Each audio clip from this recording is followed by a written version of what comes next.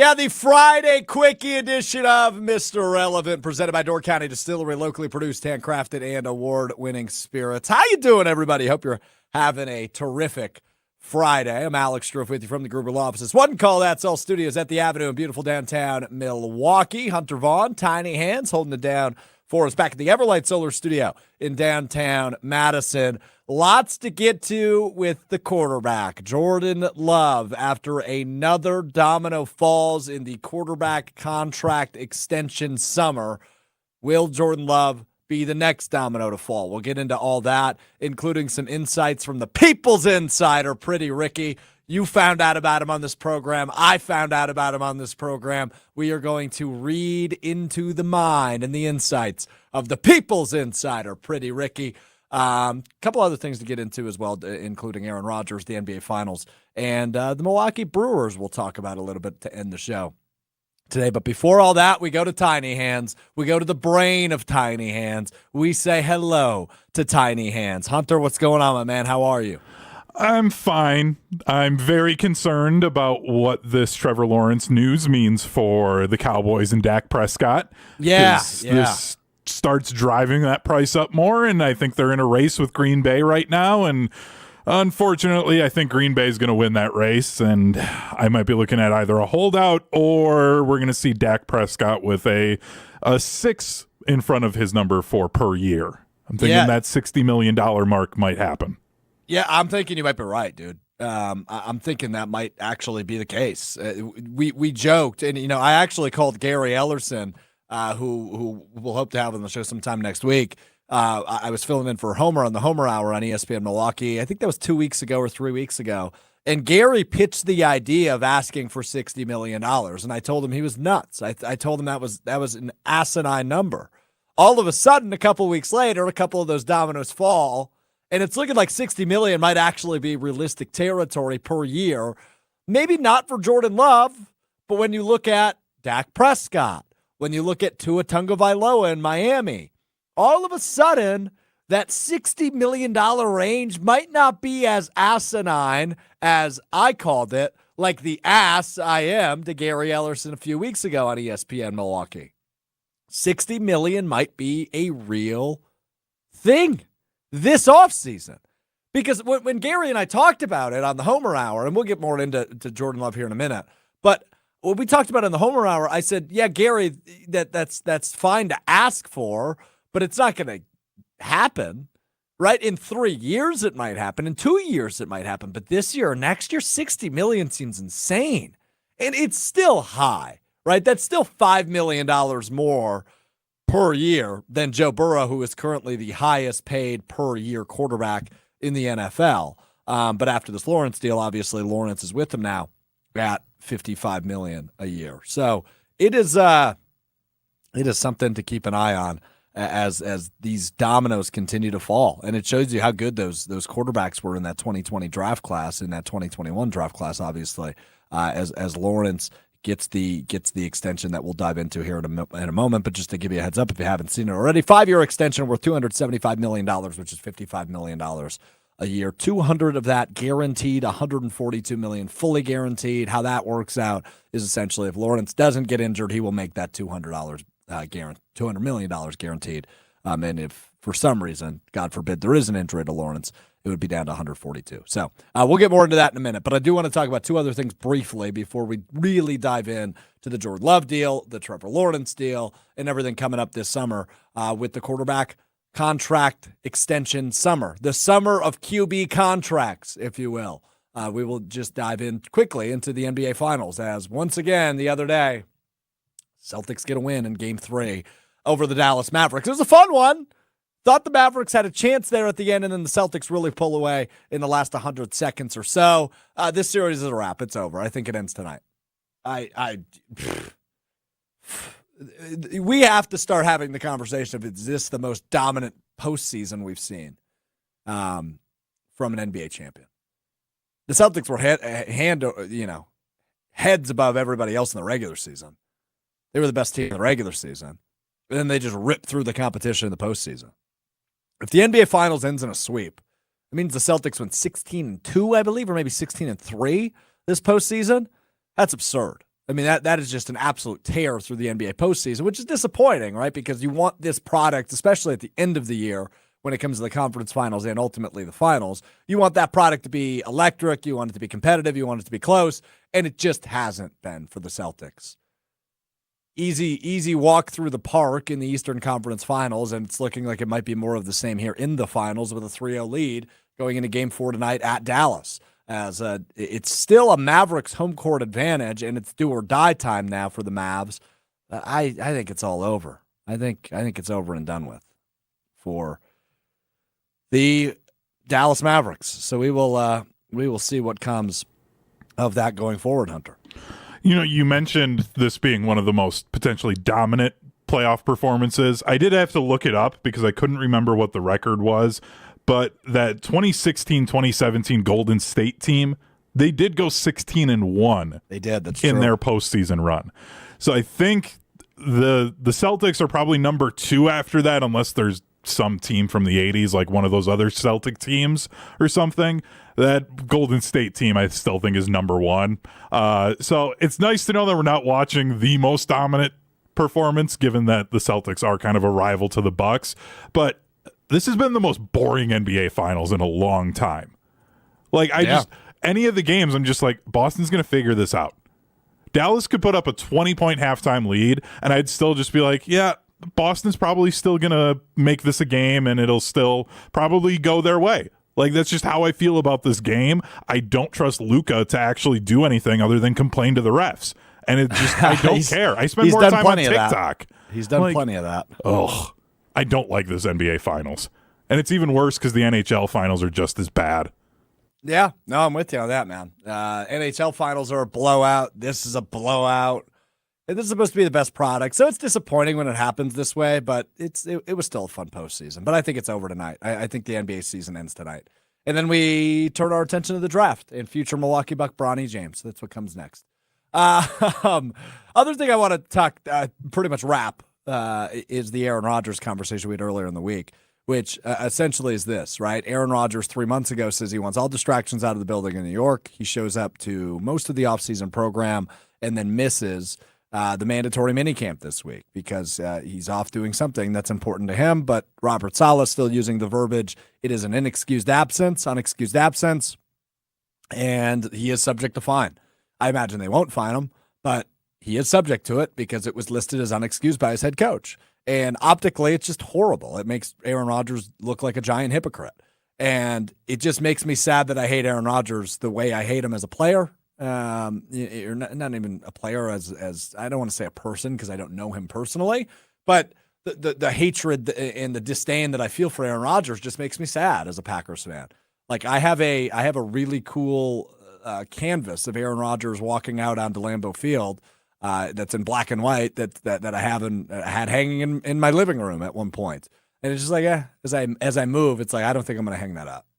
You know, he was the greatest football player, most fun to watch. And I still think that will be the case if he remains healthy in 2024 for the Jets. I think he's going to be still at 40 years old, a thrill to watch.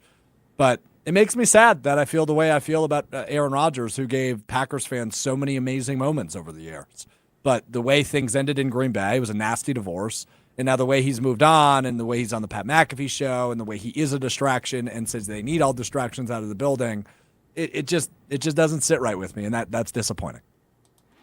You know, I'm reminded of the cinematic masterpiece that is The Dark Knight, and you either die a hero or you live long enough to see yourself become the villain. Good reference, yeah. That's Aaron Rodgers right now.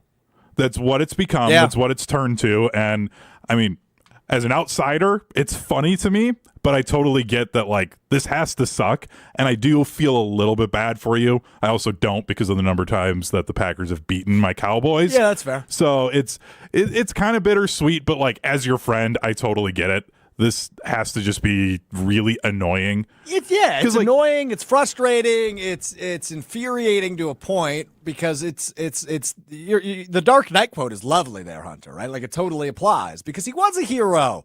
He won them a Super Bowl. He's a 4-time MVP. He was he was Mahomes before Mahomes, minus all the Super Bowl wins. Just in terms of talent and raw ability, and when you have that guy on your team, you think you're going to win every single game. And he's just like this hero. And growing up, like as he grew up in Green Bay, he seems like such a great dude to replace Favre, and he's doing everything right. And then all of a sudden it just went downhill, and it turned into this nasty divorce, and now he turns into this anti-hero villain type in New York. And this week was just weird with that, right? Like showing up to all of the offseason program and then it being called unexcused for the mandatory minicamp, it's just frustrating and sad. So we'll leave that at that. Now let's move on to this stuff, though. This is what you came for, right? Trevor Lawrence and the Jacksonville Jaguars signed a big extension yesterday, according to pretty much everybody. Ian Rappaport, Adam Schefter had it. As I mentioned earlier, 5-year, $275 million deal, $55 million a year. He ties Joe Burrow as the highest paid quarterback in the NFL. Hunter, I love getting after you, and I'm going to right now. Keep the graphic on the screen, please, but I want you to come on the screen. Okay. Did I spell something wrong? Just read it to me out loud. Trevor Lawrence gets 55 per year. Oh, yeah, I suppose million. I mean, million. It's implied. Yes, it's implied. And I'll show you. Like, I will show you. I just didn't like how it looked. I thought that it still worked, but like. Well, just put the M. Just leave the M. Get rid of the alien. I don't like doing that. I think that looks. I don't good. Like how that looks. Keep it. Okay, fine. I didn't. It was an aesthetic choice by me. It didn't work out. Like. I love it. I tried. It's Friday. I just got to get after you a little bit. So Trevor Lawrence getting $55 a year, $55 million per year from the Jacksonville Jaguars. So this is the interesting part to me. Because, Hunter, I just want to use you as the poll. And I don't think everybody agrees, and I don't know that there is a total the sample size is larger for Lawrence, so it's hard to draw the comparisons. But, Hunter, I told you right now, Dak's gone, but you can have your pick as a Cowboys fan. You could have your picks at either Trevor Lawrence or Jordan Love as your quarterback in Dallas. Who are you picking? Oh, man. Okay, so but I want you to make a choice. But yeah, your hesitation is kind of proving in here.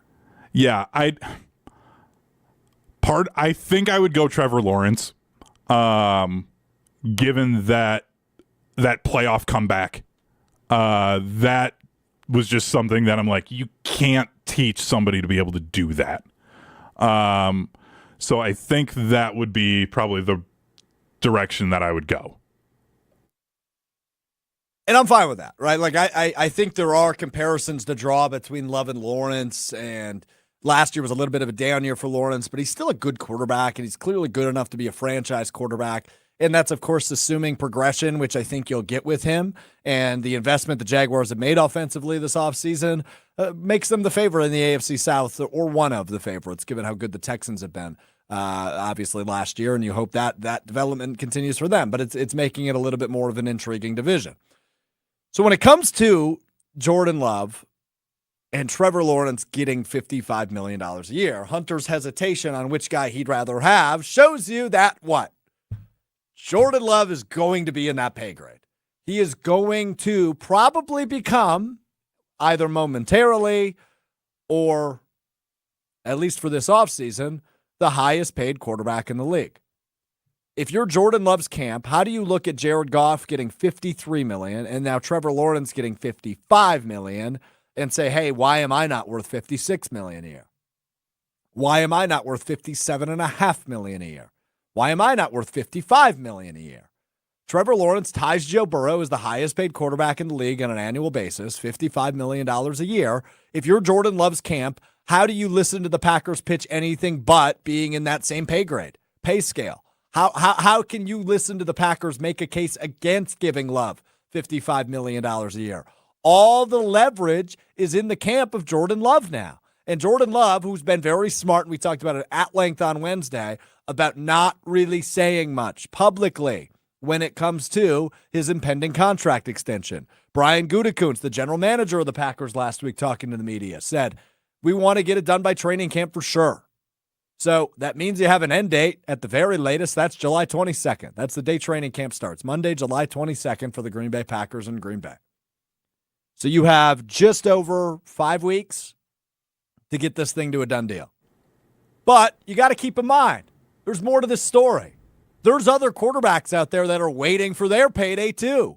Tua Tagovailoa in Miami, Dak Prescott, Hunter's guy in Dallas are both awaiting big paydays. So what happens to this 55 per year? It's only going up. This number for Jordan Love and for Dak Prescott and for Tua Tagovailoa is only going up, because if you're any of those three guys, there's one goal. It's to be the highest paid quarterback in the league. And given the quarterback contract summer we've already had with Jared Goff and now Trevor Lawrence and Kirk Cousins earlier in the offseason, who got $45 million a year, who's in the top 10. This is only going up. So I imagine for the Dolphins, Cowboys, and Packers alike, this is a race to who's next. Because I don't think you want to be the last one standing from a team perspective, because that number's only going up, Hunter. Since it is going up, let's just hypothetically say the Packers are last in that race. And Tua goes 57.5, and then Dak decides to be petty and goes 58. So neither of them hit that $60 million. Is Jordan Love sitting at 55, 56, or is he the 59 to 60? If he goes third. If he goes third, I would guess, I don't think, we talked about it a little bit at the beginning, and I want to talk about it a little bit deeper. I don't think anybody's getting 60 this offseason. I think you're staying under 60 this year, and I think next year or the following year will probably be when we start getting contracts in $60 million a year range. I would guess, first off, and we'll talk about Pretty Rickey, who's just, it's such a funny. It's incredible. It's such a funny story to me, and I'll explain for anybody that's maybe new to the show, who wasn't around when we discovered Pretty Rickey. But if my instincts tell me anything, Hunter, I would guess the next quarterback to sign will be $55 million as well. And I think it'll be Love. I think Love will be the next one to get it done. Between Tua, Dak, and Love, I think Love will be the next one to put the ink on the paper. And I think that'll be at 55 a year. Well, I mean, I think it's easy to say that when you have the People's Insider nudging you in that direction, one. Well, he hasn't said anything about prices. So let's bring up Pretty Rickey, but I don't want to dive into the full Pretty Rickey story quite yet. No, but I just, you have someone who's been right about a lot of things, and if he's correct on what you've been told, that might be the next one to go. Yep. I have this weird feeling that Dak Prescott's going to hold out. I think you're right. I mean, and I just think that's the way that's going. I pray that Trey Lance is average, maybe above average. So then the Cowboys can be like, fine, go ahead, leave. And they don't have to deal with it. Because I don't want to see Dak get $60 million or pushing $60 million, and then Trey Lance just goes somewhere else and is an average quarterback who could have won with the weapons that the Cowboys have. That's my biggest fear about this whole thing for them. For the Packers, this is great. Because I think, like we said, this number is only going to go up. I think Jordan Love getting a $56, $57 million deal, or right at that 55 even, they're going to see that in 3 years and be like, oh, we got a steal at quarterback. Yeah. He's going to be sitting at number 8, number 9 in the league and potentially playing as the top 3. It's going to be great for him. It's a great point. Yeah. I mean, and you look at some of these other deals, right? Like Mahomes signed his several years ago. He's the most guaranteed money and the longest. It was a 10-year deal he signed, but it's only $45 million a year. So he's like number 8 right now. And Mahomes is Mahomes, right? Like, he is by far the best quarterback in the league. He might be the best we've ever seen in terms of talent and ability to swing a game. He might be number 1. I think Rodgers is high on that list too, but Mahomes is the best we've ever seen, debatably, in that category. And look, he's got a few Super Bowls now. This might be the next, combination of like talent of Rodgers and winning ability of Brady. Mahomes is the 8th in terms of annual value in the league right now. Or actually, I think that he now becomes the 9th after Lawrence's extension. Fascinating. So I go ahead. Yeah, this made me just think of this as you said that, because then there's 3 other quarterbacks that have to move up. So potentially Patrick Mahomes falls out of the top 10, we're going to be looking back at all of this, and everyone's going to talk about the same thing for Patrick Mahomes that we have been about Tom Brady. About how he was taking these discounts. Like, no, at the time, dude was top 5 in the league for what he was getting paid when he signed his deal. But because the NFL, is just making money hand over fist, it looks like it's like not a big deal now because that cap just keeps skyrocketing. So I feel like we almost need to remember that like what they're signing now are huge deals. So they were signing giant deals that took up a huge percentage of the cap. It's going to be a lesser percentage in 4 years because of the cap continually going up. Yeah, no, that's a good point. It's a good point. And that's why $60 million I thought was outrageous now, but it might not be in a year. And it certainly won't be in 5 years, given the way that the cap, if you get into all that minutia, right? Like the cap continues to skyrocket for teams. So let's talk Pretty Rickey because I just feel like I might have stumbled into something else and I need to run it past you because I don't want to let this sit until like Monday or something. Did I just stumble into maybe Tom Brady's legacy isn't exactly what we think it is? I'm not doing this. I'm not doing this 2 days after he gets inducted into the Patriots Hall of Fame and 60,000 people show up. We're not doing this right now. This is Tom Brady's week. We'll let that one breathe. I mean, that's a great offseason subject, but I'm not doing that right now. All right, so you see if you're watching on the YouTube stream or the Facebook stream, you're seeing Pretty Rickey is highlighted on the sidebar. So Pretty Rickey is a Twitter account. Pretty Rickey, Rickey, 213 on Twitter. Pretty Rickey 213 has 25,000 followers. But when we discovered Pretty Rickey, it was back in January. Colin Russo, who's been on this show many times, he's a giant Jags fan. However, he is abroad. I FaceTimed him this morning. He's on an airplane right now. Couldn't join us to react to the Trevor Lawrence deal and what that means for love. He's going to a party boat. What a crazy person. Anyway, he discovered Pretty Rickey very early on. He had about 2,000 or 3,000 followers at the time that Colin came on the show and was talking about this guy. And it was ahead of NFL free agency. And he said, hey, dude, like you gotta follow this guy. He's insane. He gets everything right. And so for a while now, I've been following Pretty Rickey 213 on Twitter. And he's been right about everything. When it comes to the NFL draft, he had the picks 10 minutes before everybody else. When it comes to these contract extensions, Amon-Ra St. Brown, Jared Goff, the Kirk Cousins deal in Atlanta, he had all of these reported before your Adam Schefters and your Ian Rappaports. Yesterday, he tweeted out that the Trevor Lawrence deal was done. And then 27 minutes later, Ian Rappaport and Adam Schefter tweeted out that the deal was done with the numbers. Ricky doesn't always have the numbers, but he knows when the deals are done. I don't know who he is or she is. I don't know anything. Obviously, this is a pseudonym. That's the right word, right? When you go out, when you have a pen name, Pretty Rickey, yeah, pseudonym. I don't know what this person's background is, but clearly they know stuff.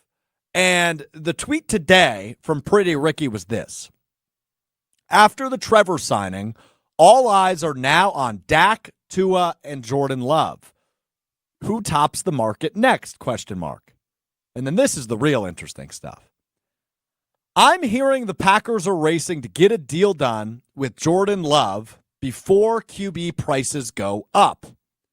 Sounds like Packers want to get the deal done before Tua and Dak sign.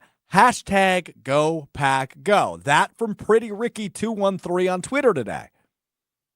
So if the Packers are racing to get a deal done, that means, could we see it this weekend? Could we see it early next week?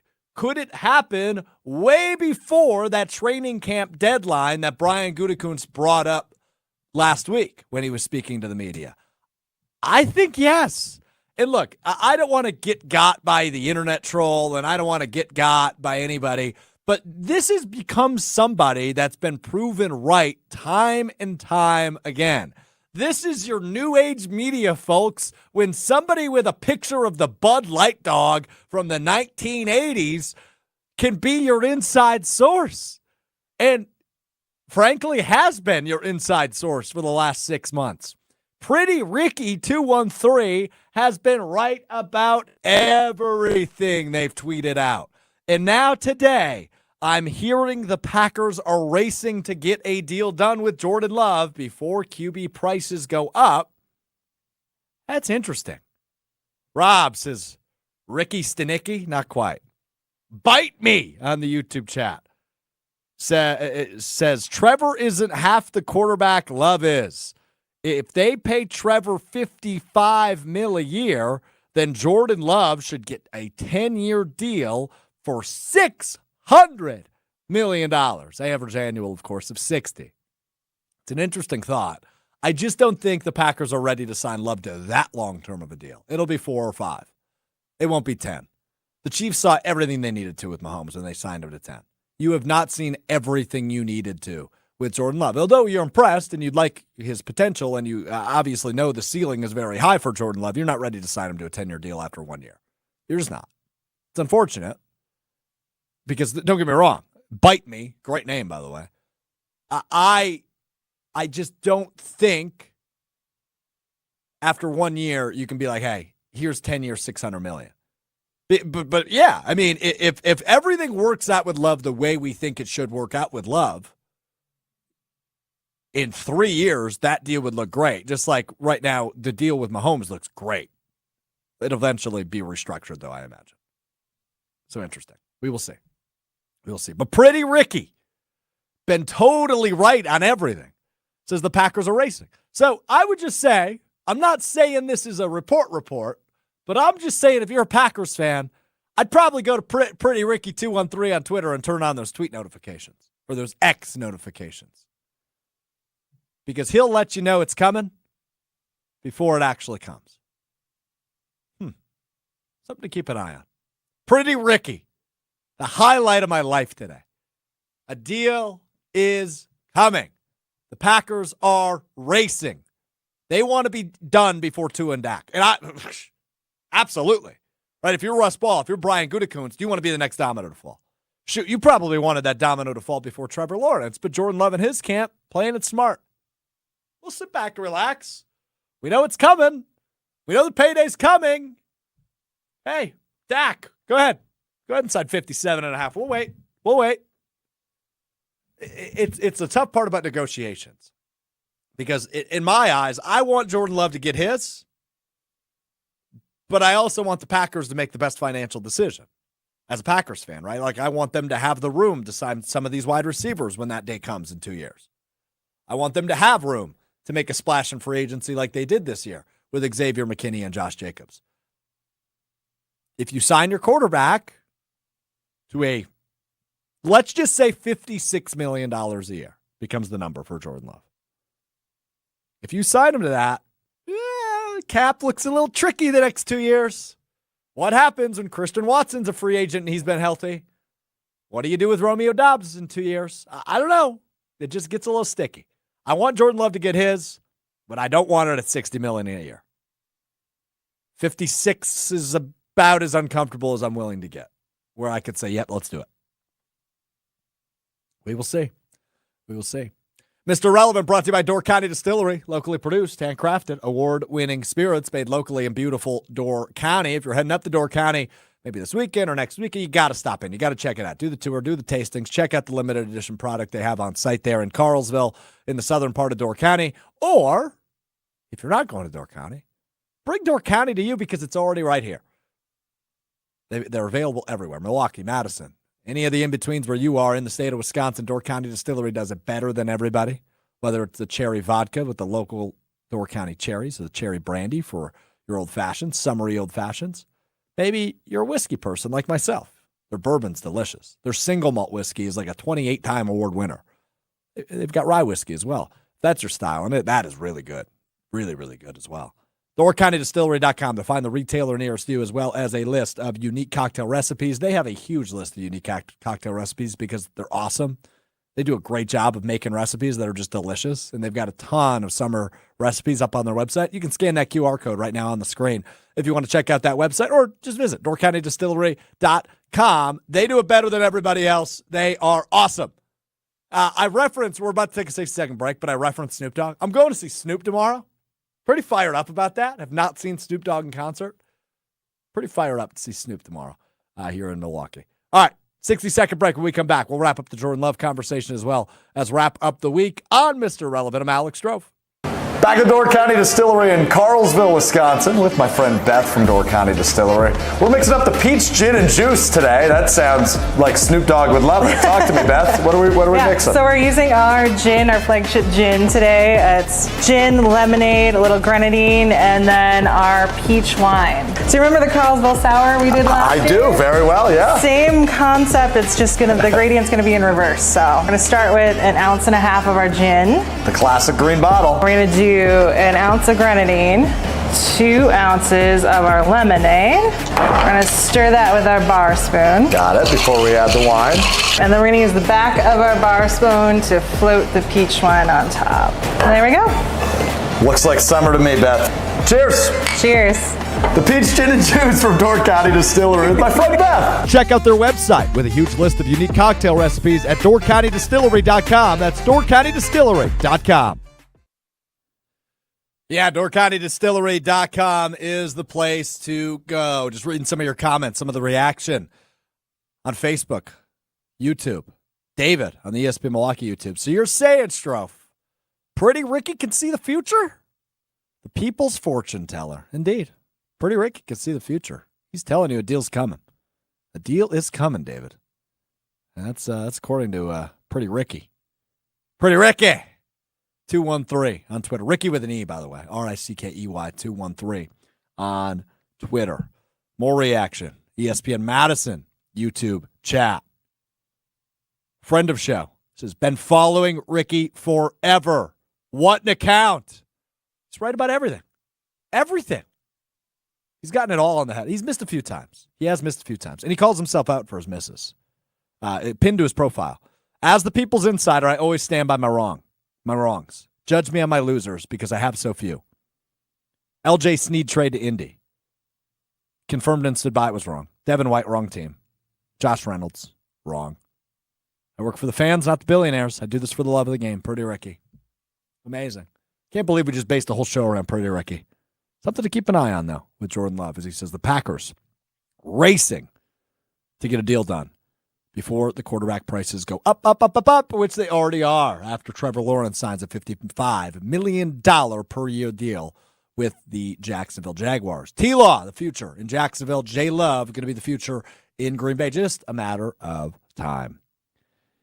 Hey, we already talked about 1X. Let's talk about another one. We talked about Aaron Rodgers earlier. Let's talk about Craig Counsell now, the new manager of the Chicago Cubs. Cubs are in 4th place in the NL Central. And honey, new Craig Counsell meme is dropped. Take a look on the YouTube stream. Look at Craig Counsell interviewing, completely disheveled look. Looks like Craig Counsell hasn't had a haircut in a minute. Poor His guy. hair's everywhere. He looks tired. The Cubs keep losing. He's exhausted. I mean, I just love this. And look, I call Aaron Rodgers a hypocrite, so I don't want to be one myself. I said 2 weeks ago, if we're being honest with one another, Hunter, is my chair dropping? I feel like my chair has fallen quite a bit since we started the show. I feel like I've gotten lower on the screen on the YouTube stream. Anyway. No, I wasn't paying attention to that at all. You were fine. You get distracted way too easily. I do, yeah. ADHD for sure. But with Craig Counsell, I said a few weeks ago, hey, should we just get to a point where we're over it? Right? Like, he had his homecoming. He came back as the Cubs manager. He got booed out of the building. The Brewers won the series. We can be over it now, right? Like, we can still boo him. I'm not against booing him. But we can stop trash talking him now. I'm going to be a hypocrite. I mean, look at this picture. As David puts it on the ESPN Milwaukee YouTube chat, he looks like he's hungover after a night out.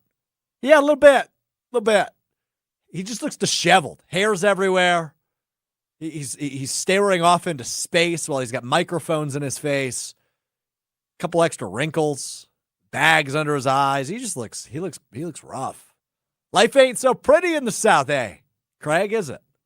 Nah, I'm over it. I really am over it. And then, yeah, Hunter pops up the box score of the NL Central standings. Brewers 40-28. St. Louis 33-34, 6.5 games back. Cincinnati 33-35, 7 games back. Cubs 33-36, 7.5 games back of the Brewers. And then in last place, the Pittsburgh Pirates 32-36, 8 games back. Just a half game back of 4th place, though, of the Chicago Cubs. Brewers have a nice lead right now. as it stands in the NL Central. 6.5 game lead here in mid-June.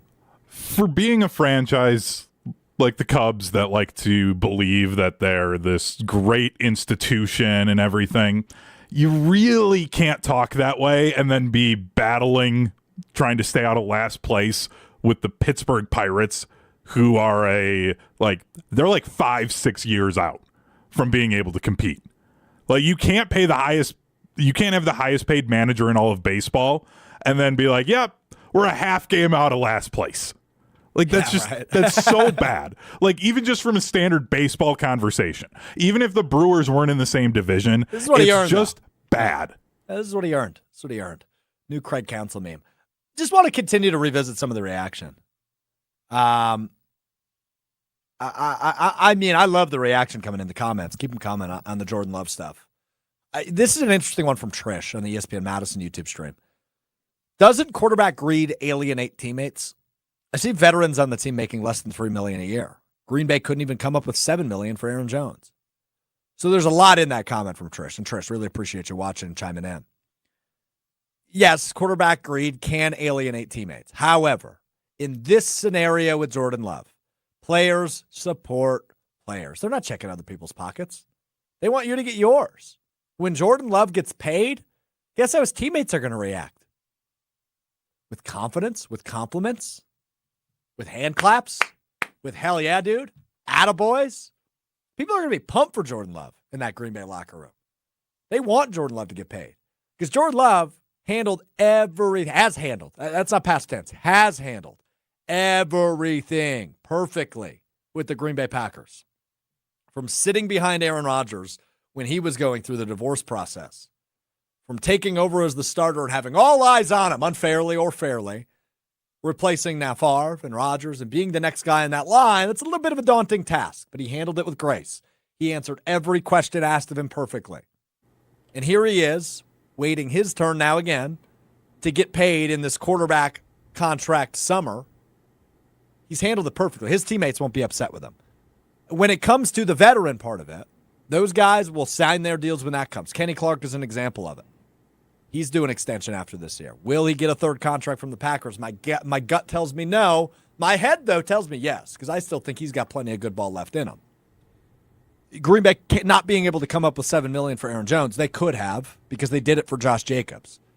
But when it comes to a veteran like that, they'd rather kind of reset the clock with an all-pro, and they did that with Josh Jacobs. Let's not look at the Aaron Jones thing the way that Trish suggests we are. And I'm not saying, Trish, you're wrong for viewing it that way, because Aaron Jones is an absolute fan favorite. And I think, personally, we saw Jones' best 5-game stretch at the end of last season, going into the postseason as well, against Dallas and San Francisco. I count that as game 4 and 5 of the 5-game stretch. He was awesome at the end of the season last year. But let's not get it twisted. The Packers undeniably upgraded at running back this offseason by bringing in Josh Jacobs. It is an undeniable upgrade. They got younger, they got better, and by the way, they invested in the backup in the draft with Marshawn Lloyd out of USC. And hey, you brought back A.J. Dillon on $1 million. So yeah, you did all right at that position group. I don't think Jordan Love waiting and taking his time and his camp taking their time on this contract extension alienates anybody. But I understand your point, and it could certainly get to that point if, let's say, Jordan Love starts holding out in training camp, like Dak Prescott will likely do in Dallas. That would alienate your team. But I don't think it has anything to do about the money. I think guys want their guys to get theirs, if that makes sense. Hunter, go ahead. I also think it really only turns into quarterback greed if it was a guy like Gardner Minshew who almost got the Colts into the playoffs. And then he's like, well, I want $55 million a year now. Right. Like, then that's where I think that would alienate your teammates. Or if you're a Jamarcus Russell coming in as a rookie and you almost reset the quarterback market as a rookie before you've ever taken a snap. Like, those moments are what'll alienate your teammates. A quarterback who came in his first year and performed phenomenally well and had a huge playoff win and played well, like, his teammates understand what his value is, especially when I mean, heck, you watch any podcast or any show that any of these players come on, they understand that the quarterback's the most important position on the field. That's what drives this team. So they need to then get the majority of the money when you break it down from player to player. And I think most guys get that for the guys who actually deserve it, and they know who does and doesn't deserve it. And Jordan Love absolutely deserves it. He does. He does. After what he did last season, after winning a playoff game on the road, after all of the waiting and BS he had to go through, he earned it. He earned it. All right, let's wrap up the show as we always do. You learn something new every day. Let me know what you learned in the YouTube comments as we lead into the weekend. ESPN Milwaukee, ESPN Madison YouTube, ESPN Madison on Facebook. I learned a couple things. Number one, if you missed it on Wednesday, we did an edition of 10 questions. Hunter wrote 10 questions for me, and I answered them true or false leading into the Green Bay Packers season. We have the whole segment, about 13 minutes, posted on the ESPN Madison YouTube page. It's got about 1,200 views right now, 7 comments, including this one. One of the questions that Hunter asked me was, will Jordan Love get over 35 total touchdowns? I said, it's going to be close. William in the YouTube comments goes, with rushing touchdowns, he might get 45. I just said, I love this confidence. And he said, give me a shout out. I said, I will. I will give you a shout out, William. Well done by you. Well done by you. David, in the ESPN Milwaukee YouTube chat, says, I learned Craig Counsell, like 99% of the general population, looks terrible after a night out. Well, if that was a night out, I want to reprioritize. The other thing I learned today, this afternoon, Eugene Hilton Jr., a wide receiver, who is a heavily recruited wide receiver, whittled down his commitment. He's got his top 7, Georgia, Miami, Purdue, Ole Miss, Missouri, Kansas, and Wisconsin. Eugene Hilton Jr., a very highly touted receiver, going to make his recruitment tonight, or his commitment tonight, rather, on an Instagram Live. Eugene Hilton Jr. Who is Eugene Hilton Sr.? I looked into that. And his pops is pretty famous. His pops had a pretty good NFL career for the Indianapolis Colts. His pops, Eugene Hilton Sr., T.Y. Hilton, the former wide receiver for the Colts. T.Y. Hilton's name is Eugene. I always figured T.Y. stood for something, right? Like, I don't know. I don't know a first name that starts with Y, but Tyler or Trevor and something that starts with, I just always figured it was T.Y., right? Like A.J. or M.J. or D.J. Stands for something. Nope, doesn't. His name's Eugene. I never knew that. But I hope the Badgers, get Eugene Hilton Jr. Hope they get his commitment. But Eugene Hilton, I never knew that, Hunter. I just looked it up, and according to Wikipedia, he got the TY because, quote, my daddy's name is Tyrone, so ever since I was little, everyone just used the first 2 letters of that. TY. Also, I learned from the YouTube chat that other teams use those video boards. I was blown away about that. And you were wrong about that. I had no idea. I hadn't heard of a single team ever doing that. I mean, it's brilliant, and everybody should be doing it, but I found that out. Yeah, I found that out as well, but you know what? Sometimes we're wrong. Josh Jacobs, allegedly. The Raiders did that. Josh Jacobs suggested it. Now they implemented it. I mean, obviously, Rich Bisaccia has some background with the Raiders. That's where the Packers hired him from. After he was the interim head coach, now the associate head coach and special teams coordinator in Green Bay. So we love new ideas, innovative ideas. I hope you all have a fantastic weekend. I'm going to enjoy Snoop tomorrow at Potawatomi here in Milwaukee. We're back with you Monday beginning at 12:30 on the ESPN Madison, ESPN Milwaukee YouTube streams, or wherever you get your podcasts, Apple Podcasts, Spotify, and Facebook, ESPN Madison. Of course, brought to you by Door County Distillery, locally produced, handcrafted, and award-winning spirits. Appreciate all the insight today, man. Great reaction today. Keep that up. Love that on the live streams. Love reading your comments, getting you involved here on the show, man. I mean, this Jordan Love stuff is really interesting. Will we have a deal by Monday? That I am intrigued by. If you want to talk a little bit more Brewers with me, join me tonight beginning at 6 o'clock, 620 WTMJ. I'm with you for Brewers warm-up, leading into network coverage of the first of a 3-game series between the Brewers and the Reds at AmFam Field this weekend. Salvatore Sal Frelick bobblehead giveaway tomorrow. First 30,000 fans. I got mine, man. It's sweet. It's a sweet bobblehead. So if you're heading out to AmFam Field, make sure you're one of the first 30,000 through the door. Awesome bobblehead tomorrow. Sal Frelick at the Brewers game. Enjoy your weekend. We're back with you Monday, 12:30, right here, wherever you're watching, wherever you're listening. We'll talk to you then. Have a great weekend. Thanks to Hunter. Thanks to Pretty Rickey for all the insight. Yeah, baby.